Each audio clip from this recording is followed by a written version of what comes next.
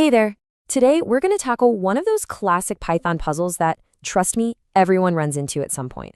We're talking about how to copy lists the right way, so you can save yourself from some really confusing bugs down the road.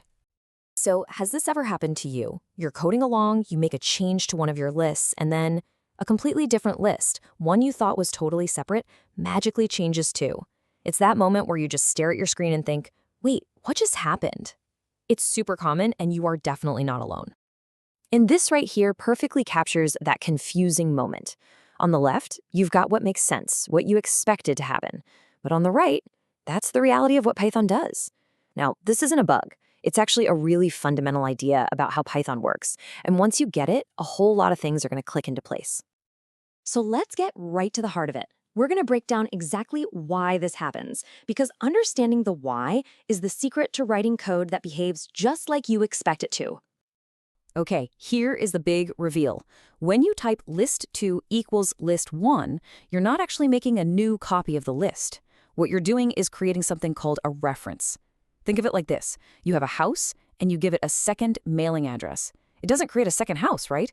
It's just two different names pointing to the exact same place. That's what's happening here. Both variables now point to one single list in memory. And because they're just two names for the same thing, any change you make using one name will instantly show up when you look at the other. It's like painting the front door. It doesn't matter which address you use to find the house, the door is still painted. And this is the source of those sneaky little bugs that can be a real headache to track down. This whole situation is what we call the reference problem. But here's the good news. Once you really see it for what it is, you'll start noticing it everywhere. And the solutions? They're actually super simple. So if you only remember one thing today, let it be this. You absolutely cannot create a new independent copy of a list just by using the equal sign. All that does is create another reference, another label. It will never, ever make a true copy. All right, enough about the problem. Let's talk about the solution. The great thing is, Python gives us a few really easy built-in ways to create a real independent copy of a list. Let's walk through 3 of the best methods. So, here is our new toolkit. We have the copy method, the list constructor, and this nifty little trick called the slice operator. All 3 of these will create what's called a shallow copy, which is just a fancy way of saying they'll make a brand new list for you. For 99% of your day-to-day coding, a shallow copy is exactly what you need.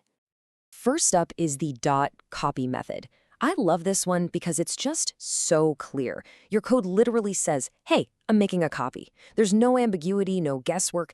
Anyone reading your code will know exactly what your intention is, which is just fantastic for collaboration and for your future self. Our second tool is the list constructor. This is another really clean and common way to do it. You just take your original list, pass it into the list function, and boom, it hands you back a brand new, separate list with all the same items. Easy as that. And finally, we have the slice operator. Now, I know this one can look a little strange at first, just a colon inside square brackets, but it's a really slick and concise way to tell Python, hey, give me a slice of this entire list. And when you take a slice of the whole thing, the result is a brand new copy. You'll see this one a lot in more experienced developers' code. So we've got 3 fantastic options. The big question is, which one should you actually use? Well, it kind of depends on the situation and what you value most in your code. Let's do a quick comparison. So breaking it down, .copy is your go-to for readability. It's just impossible to misunderstand. The list constructor is super versatile, especially if you're working with other things like tuples and want to turn them into a new list. And the slice operator, // is all about being short and sweet.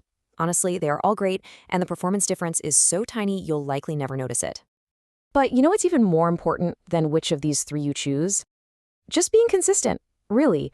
If you're working on a project, especially with other people, just pick one style and stick with it. That consistency is what really makes code a joy to read and maintain. And just like that, you get it. You now know not just how to copy a list, but the really important part, why you need to do it this way. Let's just do a quick final recap to make sure these ideas really stick. If you walk away with one golden rule today, let it be this. Never, ever, ever use a simple equal sign when what you actually need is a new independent list. That's the reference trap, and now you know exactly how to avoid it. So to wrap it all up, simple assignment just creates another name, a reference, not a copy. To get that new independent list, you're going to reach for .copy, the list constructor, or the slice operator : /. Choose your favorite based on what makes sense for your project. And of course, the best way to make this all feel like second nature is just to go out and practice it.